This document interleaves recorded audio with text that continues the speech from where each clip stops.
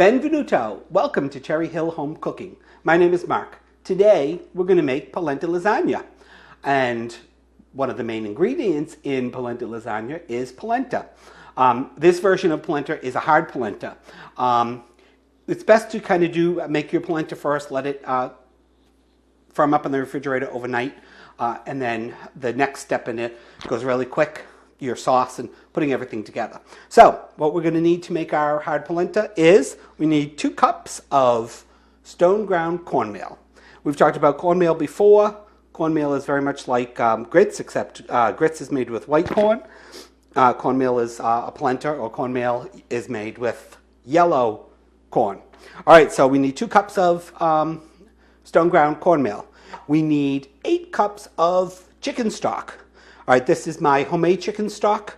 If you're going to use store-bought stock, perfectly fine.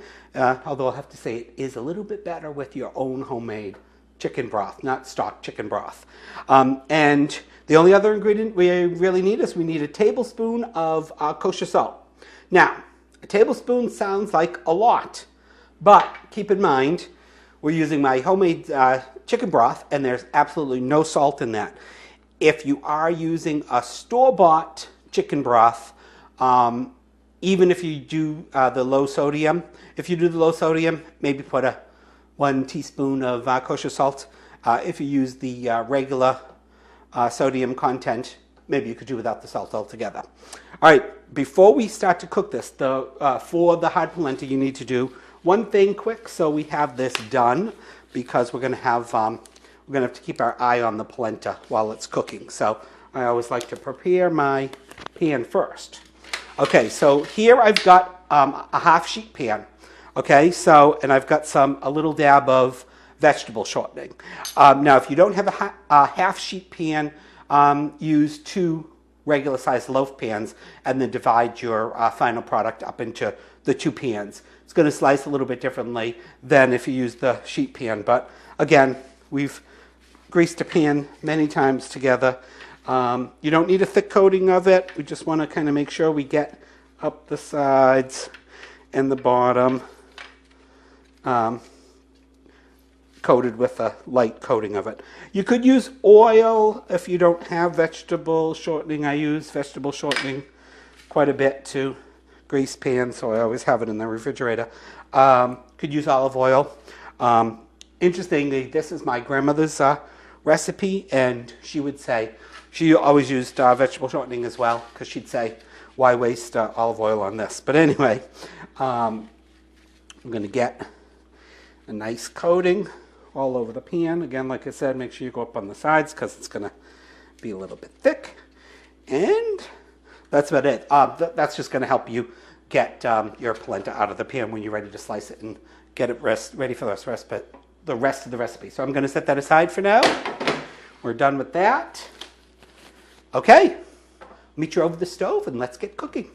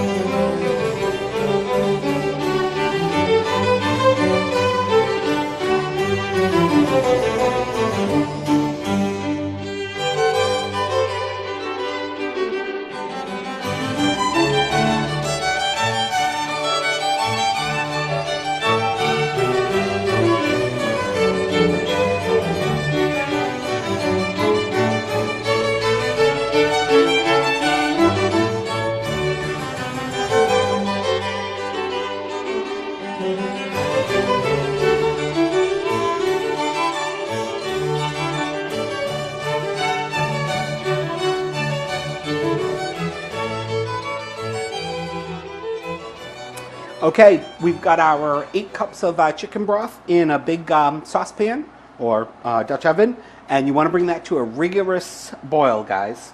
All right, and then we got our tablespoon of kosher salt. Put that in, give it a little stir. All right, and then at this point, we're going to turn it down to medium. All right, and then we are going to slowly incorporate our polenta. And I find the best way to do it is with your hand, like that. If you do it kind of trying to pour it in, the steam kind of moistens it up a little bit, and then it falls out all into your water at once. But anyway, in between handfuls, you got to keep. This is something you've got to keep up constantly. You've got to stand here because you don't want to get. You want to get it as smooth as possible. And this is the same method if you were making a soft polenta as well. So probably every 30 seconds or so, you want to put some more in.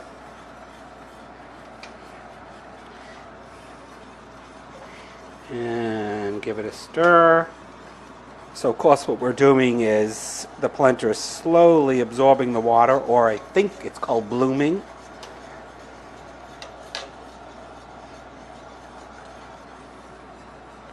Now if you were making a soft polenta, you'd do this maybe with milk or something, and of course the end product has got a lot of it's got cheese and butter in it.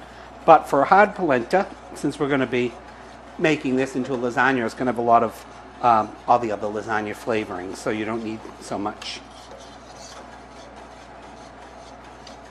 You're going to see a little lump or here, one or two lumps around there. That's all right. As it starts to come all together, those will start to thin out. Although I don't think I've ever made a soft or hard polenta that is completely smooth. I think that's the curse of my grandmother. She wants to make sure I can't make it just like hers, because somehow she always got it exactly smooth.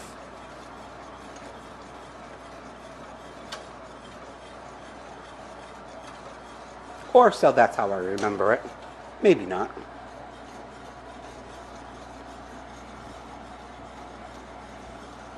Now this whole process from the time you start adding the polenta is going to take a good 30-35 minutes because you want the cornmeal to bloom and thicken up nice. And it really is going to take about 30 minutes at a minimum from the time you stop adding in all of your polenta. I'm going to turn that up a little bit. I still want it to be just a little bubbling, so I've turned it up to medium high.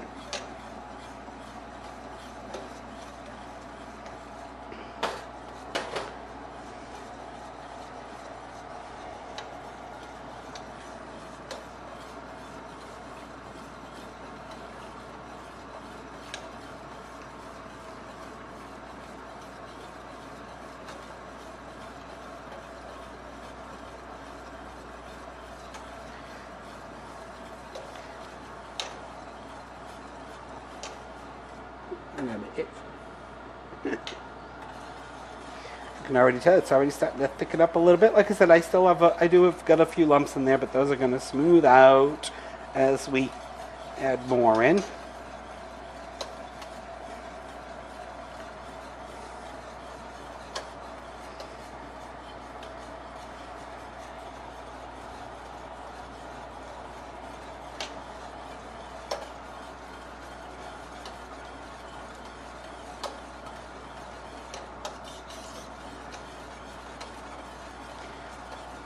Of course, this is an electric coil range, so it takes time for that coil to reheat back up. One of these days I'm going to splurge and buy my dream range, which would be a gas oven with an induction cooktop.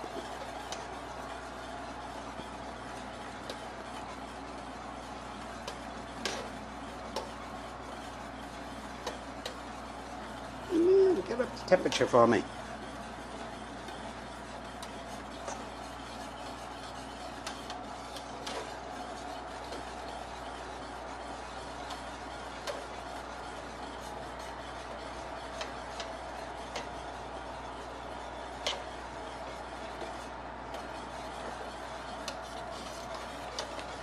There we go. It's doing that volcanic bubble. Turn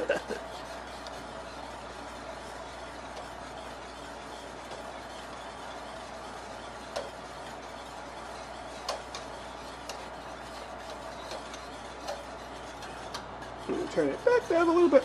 My grandmother used to say, you get lumps if you stir it, if you don't continually stir it. clockwise, but I don't know if that really matters. Well, he's probably just going to time-lapse this all, so you're not going to hear any of my stories. But you'll see me talking.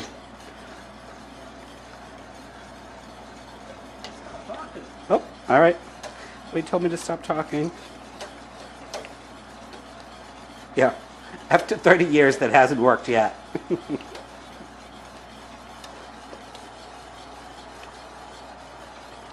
There we go. And we got that nice bubble back there. So you see why, of course, you want to stand here. Unfortunately, you have to stand here and stir it this whole time because you do not want it to burn.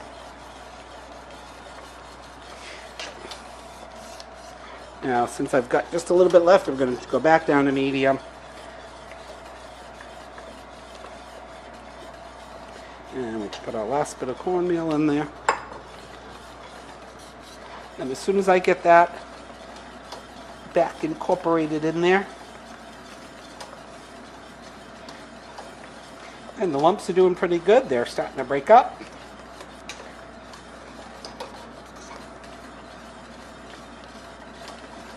Okay, now at this point, I'm going to turn it down to medium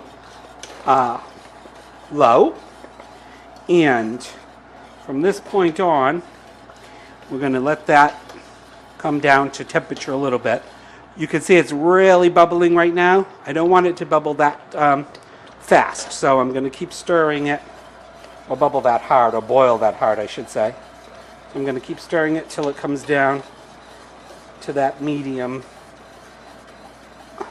low temperature. Oh, it smells delicious. It makes a big difference when you use your own stock. You can really smell the chickeny flavor. Now, at this stage, well, no, probably another 10 minutes. But as soon as it comes down to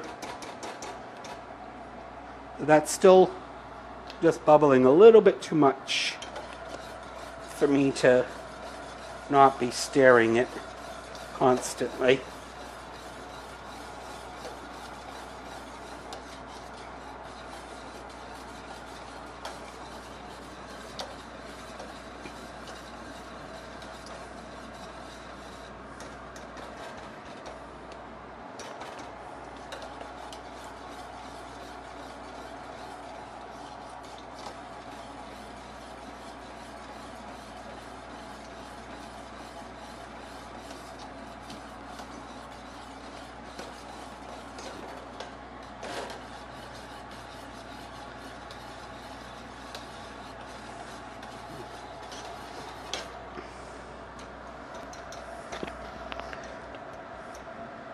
Okay, see right there, when you get that little gentle roll, you can maybe stop stirring it constantly, but it's one of those things you don't want to really go and throw in a load of laundry or start watching your favorite sitcom, because you're going to have to stay close.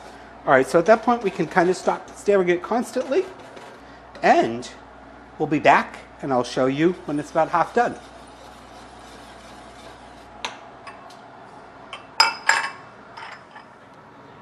All right, our polenta has been slowly simmering for just about 20 minutes, so it's probably about a total of 30 minutes from the first time we incorporated all of the polenta into the chicken broth. All right, so, and I haven't had to stand here and stir it the whole time, but I have every 3-4 minutes come over, give it a stir. All right, so you'll see it's much thicker than when we started, and thicker than creamy polenta. So what you want is to be able, if you take your spoon, put it on the edge of your pan and slide it back, you don't want it to whoosh back together. You can see there's still a little bit of it's holding still even after a few seconds. So I think it's about done. All right, so we're going to get it into our pan. We'll see you over at the counter.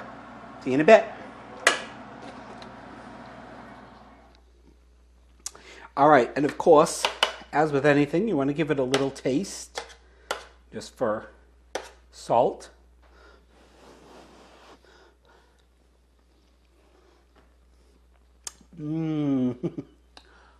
I could eat that whole pan.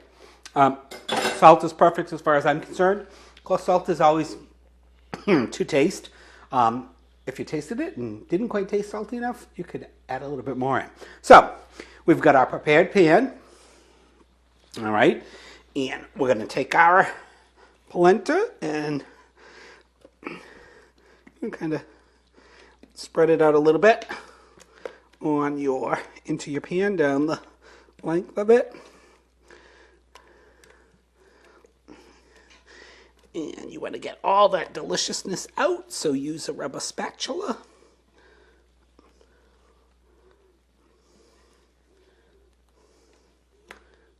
Oops.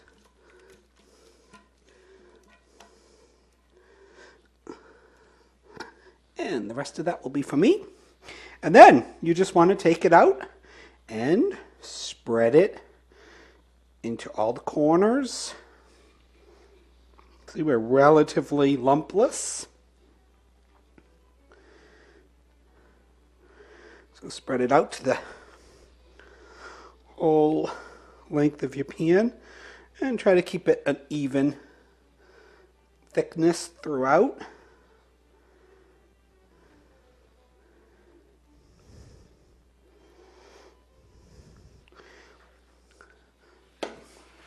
Kind of like pizza dough sometimes. You can't get it all the way to the corners without it bouncing back.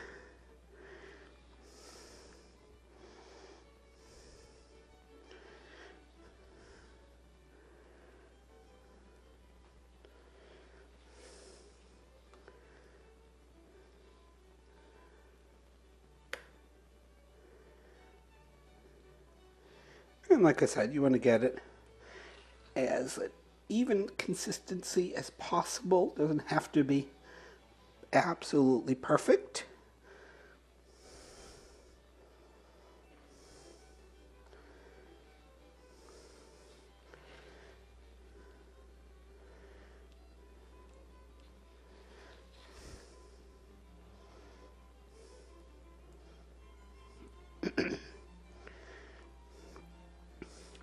All right, that is about right where I want it. I'm a little thin over that side, so. Now, I'm going to let this cool to room temperature. Just put it aside, let it cool down, and then you want to cover it with some plastic wrap or tin foil, and of course, so let it come to room temperature. Cover it with some plastic wrap or tin foil. Throw it in the refrigerator. If you're pressed for time and it's something you really wanted to make, you probably get by with a couple hours in the refrigerator. I really think it's best to let it sit overnight because then it gets nice and firm, and when you go to slice it and go on to the next step, which is putting your lasagna together, it's a lot easier to handle. So, all right, we're going to leave you now for a bit, and we're going to come back and get everything set up to finish this up. See you in a little bit.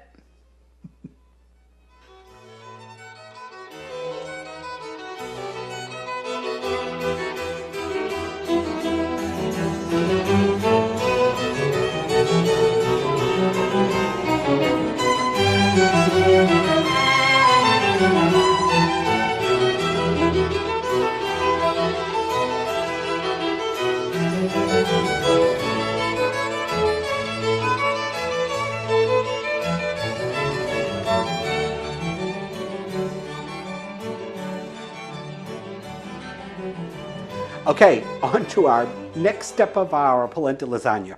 All right, this looks like a lot of stuff, and yes, it is, but I promise you this is going to go really quick and easy. We're just really kind of assembling this now. Almost everything else is cooked, except we are going to brown up our meat nice. All right, so you'll see we've got our hard polenta that has been in the refrigerator overnight. I actually made this a couple days ago, so it's been in the refrigerator for a couple days, but you can see nice and firm. And when we slice that up, hopefully it's going to come out nice and easy. All right, so you need your polenta that we've made. You're going to need about 4 to 5 cups of gravy, tomato sauce. This is my homemade vegetarian sauce. Of course, you can Wade will put a link on that, and you can make your own, or use your favorite store-bought brand. Again, you're probably going to need about 32 ounces in total, depending upon how saucy you want your lasagna to be. Then you're going to need some nice ricotta cheese, homemade ricotta cheese. We're going to make a ricotta cheese blend, and that's going to be our middle layer. So you're going to need, I'm going to use 4 cups. I like it with a lot of ricotta cheese in it, and to cover the base of the first layer of the polenta nicely. So that's about 1 pound. And then we need 1/2 cup of nice Romano cheese, a good quality Romano. Get the best you can.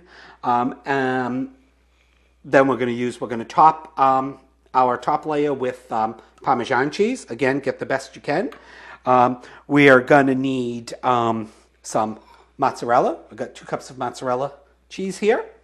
All right. Now, very traditionally, whether this lasagna or any lasagna really, if it was going to be a real traditional Italian lasagna, you would use a bechamel sauce and not ricotta cheese. My grandmother used ricotta. That's the way I got used to it, but she told me her mother used a bechamel. And then also one of the other traditional things about this lasagna, or again, any lasagna, if you're making an authentic Italian lasagna, from what I know, you'd also use a, not bechamel, you'd use a bolognese gravy, which, and the reason I kind of bring that up, because that kind of brings into what my grandmother put her Italian-American spin on it, is generally a bolognese sauce is tomatoes, Hamburg, milk, and it uses the Italian trinity, of which you almost find in all kinds of sauces and stuff, which is carrots, onion, and celery. But in a greater amount if you were making a real bolognese sauce. So I think that was my grandmother's way around it, is she used 1 carrot stick, 1 celery stick, and a small yellow onion. All right, then we're going to need, of course, some really good olive oil to get your veggies frying and your meat. We need 1 pound of ground beef. This is 85/15. And then we're going to use 1 pound of sausage. Now, it would have taken us a long time to get this done if I had not pre-done the sausages. So I've browned them on both sides, all sides, till they were nice and brown. Then I turned the heat source down to low, covered it, and let them continue to cook on low for about a half hour, because you want to make sure your pork sausages are cooked through, because this really, once it comes together, it's baking in the oven and getting hot through, maybe not necessarily cooking. If you don't want to use pork sausage, you certainly could use any chicken Italian sausage, or you could omit it as well. I like the sausage with the casing, because I'm going to cut the sausage into little rounds and then put it on the top. You'll see as you go through the process. You could take it out of the casing, or you could buy it without casing and fry it. But there's something about having, a little bit of sausage, and, you might not get a piece of sausage in every single bite, but then the next bite you take, you say, oh, I forgot there was sausage there. Anyway, all right, so we need, of course, some salt and pepper, and 2 tablespoons of your favorite Italian seasoning blend, and 1/2 teaspoon of salt, 1/2 teaspoon of pepper. Of course, that'll all be on the video. All right. I think we've gone over all the ingredients. Let's mix the rest of this up and get it in the oven. Be back in a bit. Okay, the next thing we're going to do is we're going to get our vegetables nicely shredded. Now, if you don't have a food processor, unfortunately I'm going to do this by hand. I've got the food processor, so I'm going to use it. But you don't want to get these as finely diced, chopped as you can, because our sauce isn't going to cook for hours and hours like a normal bolognese sauce, which my sauce is already cooked, so it doesn't need it. But you do want to get it so that the onion and the celery gets cooked through. All right, so we're going to take our onion and our carrot, get the food processor on. And shred them finely.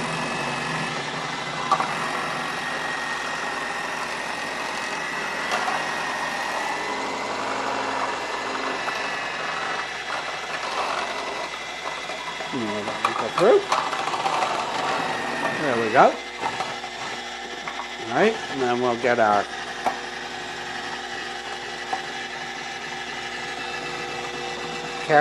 onions in there.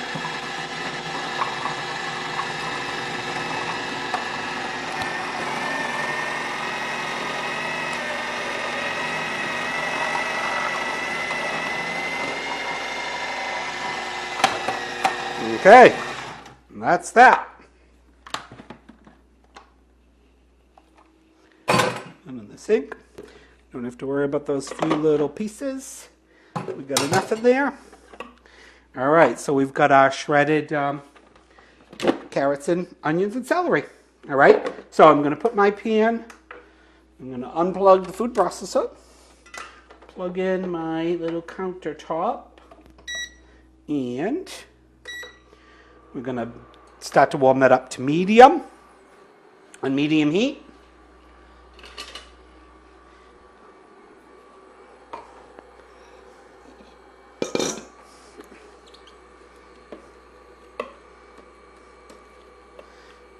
Mix those together a bit.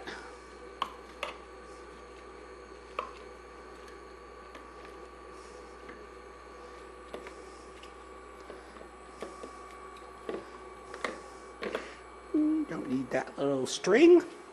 All right, so then I'm going to take a little bit of olive oil. Now in this case, we're using a really nice extra virgin olive oil because you want that olive oil flavor to be in there. All right, so then we're going to throw these in and get them cooking a bit.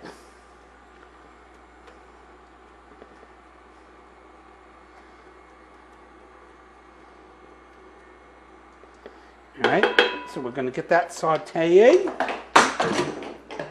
We're going to drop the pieces of the food processor. Excuse me. Get over here.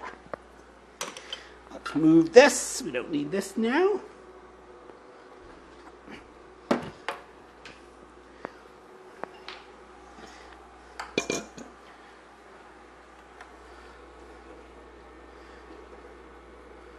Alright, so we're just going to get that up to temperature. Let it saute a little bit on its own. We're going to put the hamburger in there so it will continue to cook, but get a little bit of brown flavor on it would be good.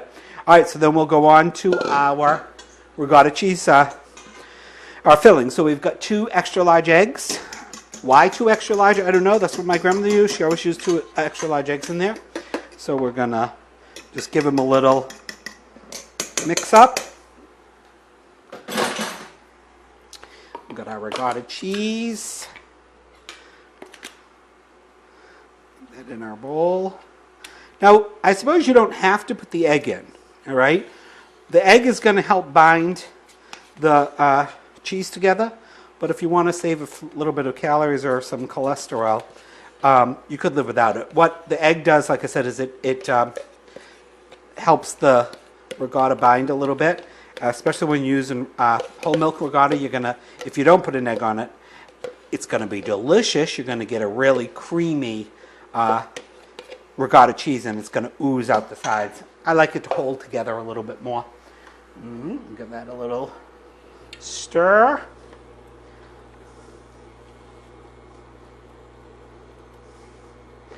Now you notice we're not putting any other salt in here. We've got enough salt in our cheeses and in our polenta, so we don't need any other salt. Give this a mix together.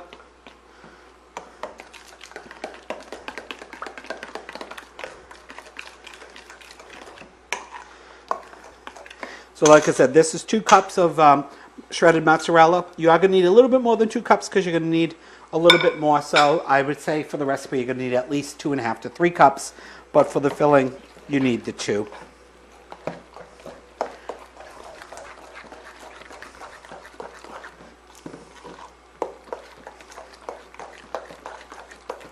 We're also, in sauteing this, we're letting some of that water evaporate as well.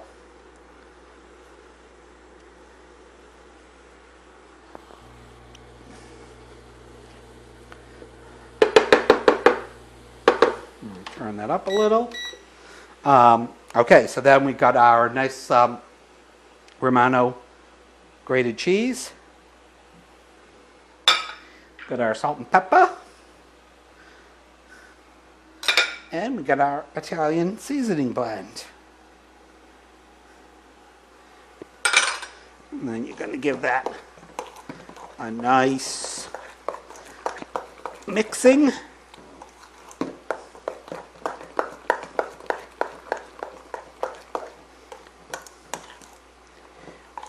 And also, you notice we haven't put any additional garlic in there.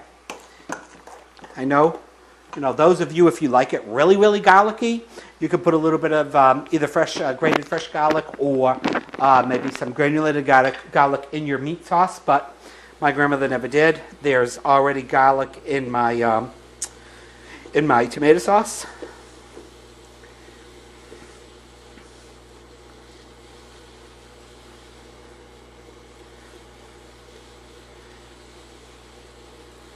All right, you can see almost all that water that was, when we grated it, that came from the celery and the onion is almost all gone. There's really no more liquid left in there. It's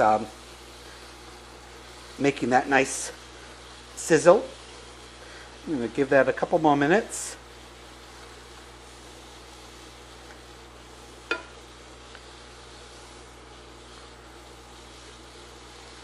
It smells delicious. It almost smells like there's garlic in there, doesn't it? Or is it just, because I was talking about garlic, but there's no garlic in there.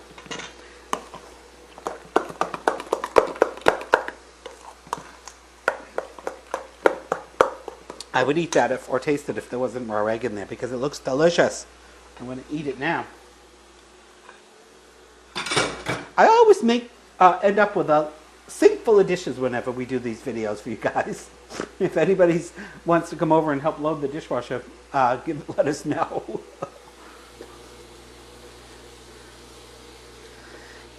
Again, this is going to cook a little bit more. We are going to let our sauce cook for a little bit. But I do just want to get those carrots a little bit tender.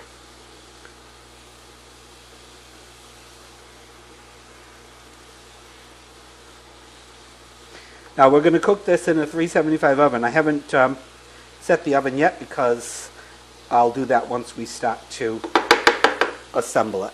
All right, I think that's good. I'm going to push my veggies to the side and throw our meat in there. And we want to let this brown. We don't want gray meat, guys. We want it to brown. So right now I'm on about medium-high. And let that start to caramelize a little bit and get brown. And could have used a little bit bigger a pan, but that's the one I put out. So, all right, so then, while we're waiting for that, might as well do a little bit with our sausages. So my sausages are cooled, okay? Now, normally if I was doing this, I would do my, the day before, I would do my polenta. I'd also be sauteing my sausages while I was doing that and getting my sauce ready. That way, the next day, once my polenta was set, all I got to do is go right forward and put it together. All right, so with the sausages, like I said, I like to cut them in just a little rounds. So maybe about a half an inch, quarter of an inch. Because you'll see then we're going to spread them on top of our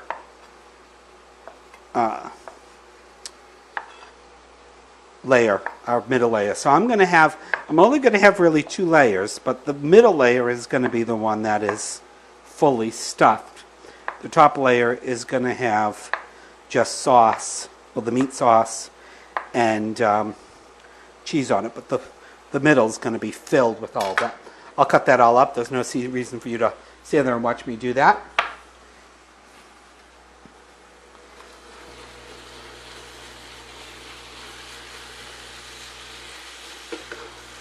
Sizzling nicely. We actually did a full, I think Wade is still annoyed with me. We actually did a full bolognese video, but I didn't like how long it took.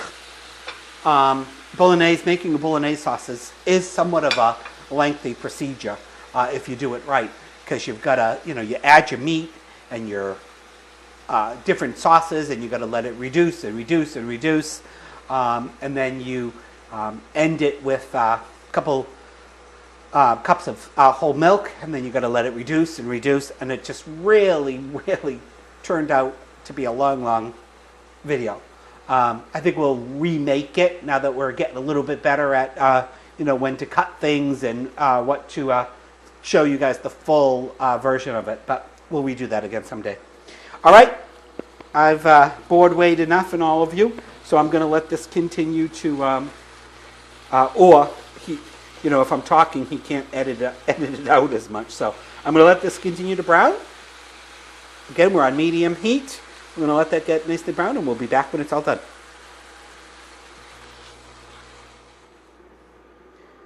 Okay, our meat and our veggies are nicely browned. One quick thing, guys, and Wade will put this in earlier, in case you go back and watch this. I hope you do. I should have de-threaded the celery, which I forgot to do. What you end up with, those are the threads that are on the celery stalks. I picked them out, or as much as I could. I have this fear of anybody ever finding a hair in anything that I cook. That's one of the reasons why I wear a hat every time I cook. At my age, my hair's falling out faster than it's growing. So, but anyway, you can de-thread the celery, your choice. All right, so we've got our, like I said, our meat and our veggies all nicely cooked. We've got our gravy in here. There's a little bit more than 4 cups in there because I had a little bit left. So, but anyway, you can need about 4 to 5 cups, again, depending upon how saucy you want it. All right, then we're just going to get our meat into our sauce. Again, everything is all cooked here, but I am going to mix that in, and we're going to put this back on the heat for about 10 minutes or so while we're getting the rest of our ingredients together. Oh, look at that. I mean, this would just be delicious on some spaghetti, any kind of pasta, or piece of garlic bread. Just dip it in there. I'd be in heaven. All right, so we're going to put that on medium and let that just heat through. I did have it on the stove on low, so it won't take too long. But all right, I'm going to get everything in place so we can go on to the next step, and we'll be back in a second. All right, guys, I've set. I'm preheating the oven at 375 because we're about ready to assemble this. As you can tell, our sauce is nice and heated through.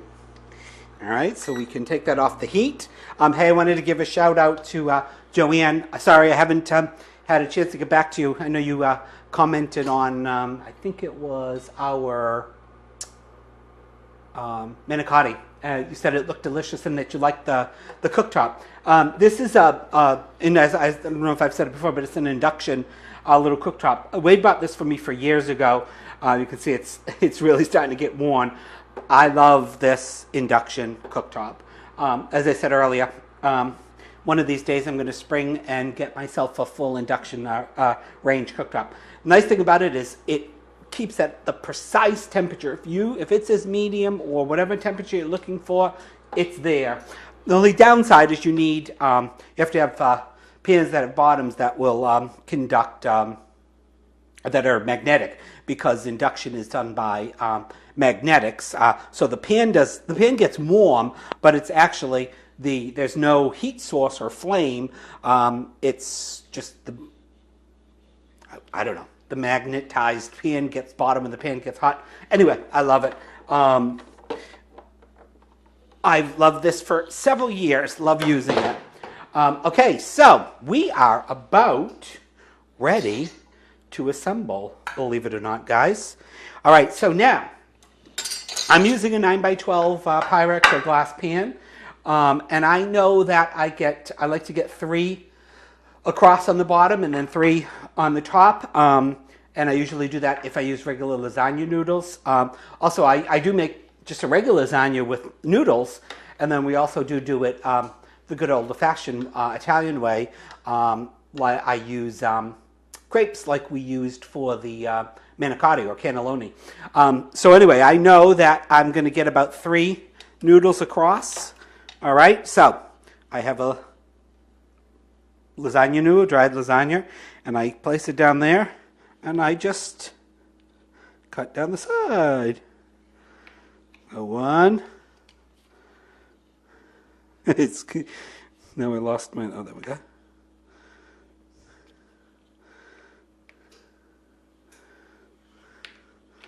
Going to be my second one.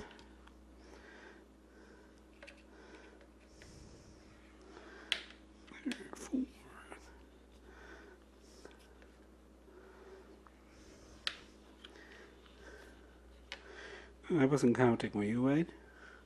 I think this is our 4th. All right, yeah. All right, so then what I do is I do cut this in half just because it's going to be a little bit easier to pick it up. And keep it as neat as possible. All right, so then I've got an offset spatula, and with any luck, this should come out nicely and fairly firm. And there we go. We've got our hard polenta lasagna. All right, so I'm going to take a little bit of our sauce and smear it on the bottom so that you get some of that nice tomato flavor into the bottom as well. Not a lot, but just enough. Or as much as you like. There he goes, guys. Can you hear that little meow? All right, so then we're going to take our first one and lay it on the bottom. And, oop, a piece for me.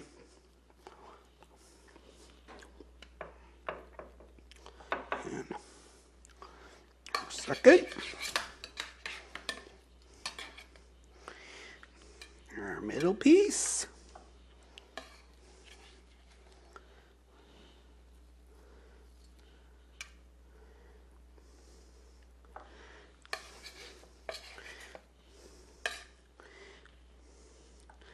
Look at that, almost perfect.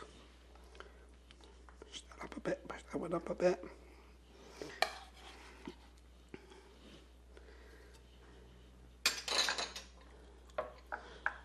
Awesome. All right. Let me wipe my hands off a bit, and then we can put this aside. Now, we'll see if I end up using every bit of this. That other one we made together is not going to go to waste. I'm going to make another and freeze it. I kind of like this to be a thick layer.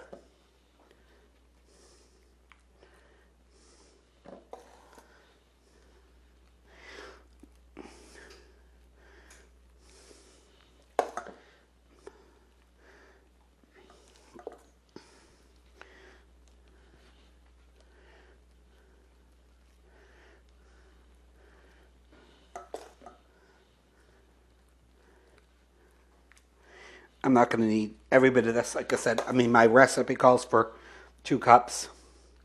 I used a full 4. But I will use this in something else. But again, like I said, I like it really full because we're really just going to have the 2 layers. This isn't like a regular lasagna where you have lots and lots of layers in between. I might use the whole thing.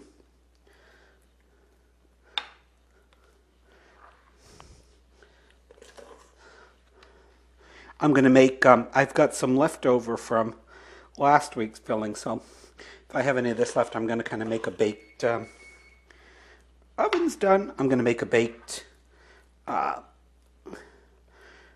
rigatoni with some cheese and stuff, which I'm also going to make that for the 4th of July this year. I'm going to have that all ready and in the freezer, so come the 4th, I don't have to do anything. Yep, I could fit the rest of that in there, but since I'm going to make something with it later, I'll save that little bit. So the 4 cups worked out perfectly. Okay, so we got our nice layer of ricotta cheese. I'm going to put some sauce on there.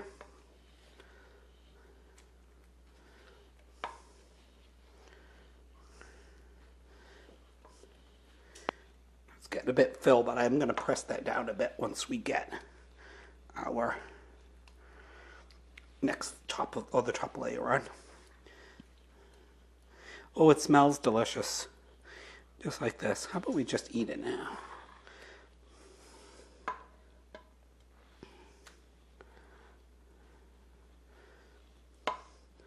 So you're going to use probably about half of it, so probably about 2 cups in there, spread it out thinly.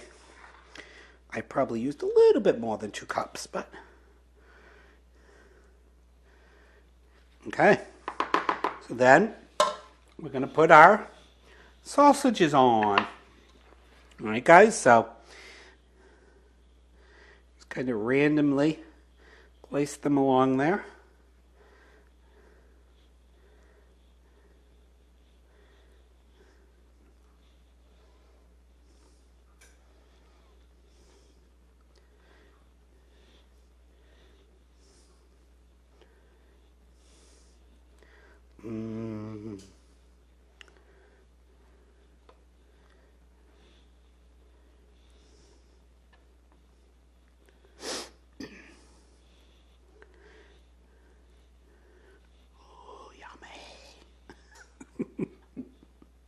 I do this when I'm alone cooking too. Talk to myself.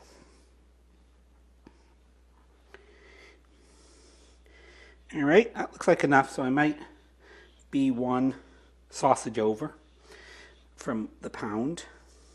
But again, if you want to stick a few more in there, go right ahead.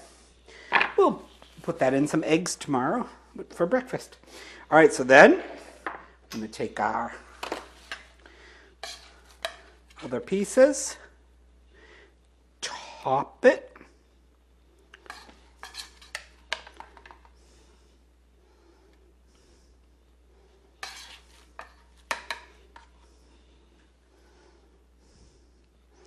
ooh, that's rather a lot.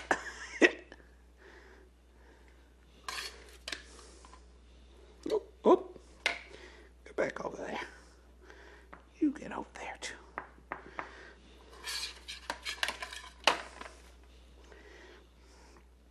Ooh, look at the pretty side there, huh?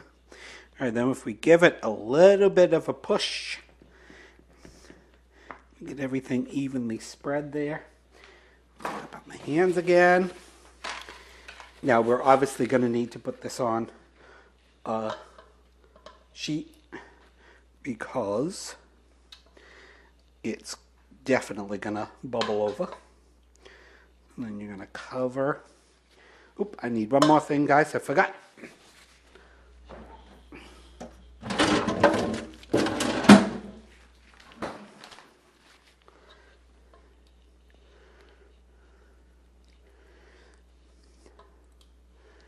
So you just want to get your top of this covered.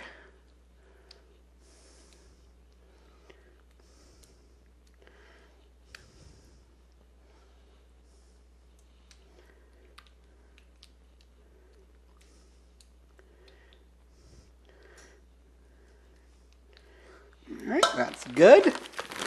And we're going to take some shredded mozzarella, drizzle it over the top. Now, it doesn't have to be a lot because we have 2 cups of this in the middle already. But this will give it a little bit of meltiness and brown a little bit on the top as it bakes.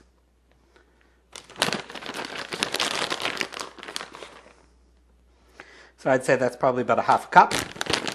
And then we got one of my favorite things in the world, Parmesan cheese. Some really good shredded Parmesan. And I'm gonna finish that off with that all over. And voila! We have polenta lasagna. I'm going to just grab a sheet pan. Like I said, I'm sure that's going to bubble over. And we'll put a piece of tin foil on it so we don't have a lot of cleanup with the pans. Although you're probably all saying to yourself, you used every pan in the house. Well, not really. I have more pans than I ever could use. All right, guys, so weighs a couple pounds. I'll put that on the baking sheet. And then our oven is preheated. We're going to bring it over to the oven. And get it in there. All right, so again, we're at 375. And that's going to cook for, or bake in there. Almost everything is cooked in there already. That's going to bake for 35, 40 minutes, at least 35, probably closer to 40. And we'll come back and I'll show you what it looks like when it's done. And then we're going to eat it. Okay, guys, it's been just about 40 minutes. Let's see. Oh, looks done to me. The cheese is nice and melted. We got a little bit of brown top, and we got the sauce bubbling over there on the edge. Yay! Oh, it looks delicious. All right, now, the real hard part comes that we really have to let this cool for a minimum of 10 minutes, maybe in 15, or else you're not going to be able to cut it and get it out for it to look pretty. Well, you'll be able to cut it, but it's going to just fall apart. Anyway, all right, we're going to let it cool down. Then we're going to finally be able to eat dinner. See you in a little while.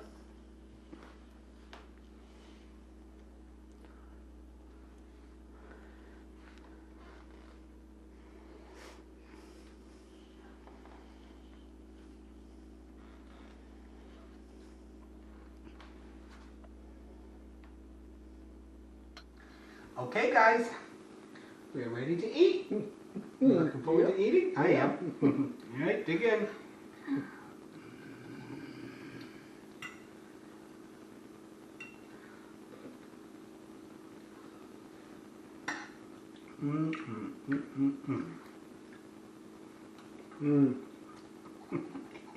This is delicious. It came out wonderful. This is just a really nice change from just a kind of regular lasagna. Or look at that. Ooh, still melty and gooey.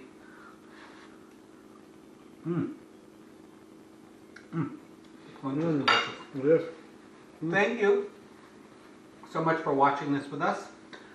I hope that you tried this recipe. We enjoyed making it. What else? Yep, cherryhillhomecooking.com. Please like and subscribe. Oh, don't forget that, please. Yep. Thank you. Ciao. Bye. Ooh, I got a piece of sausage. Ooh, exciting.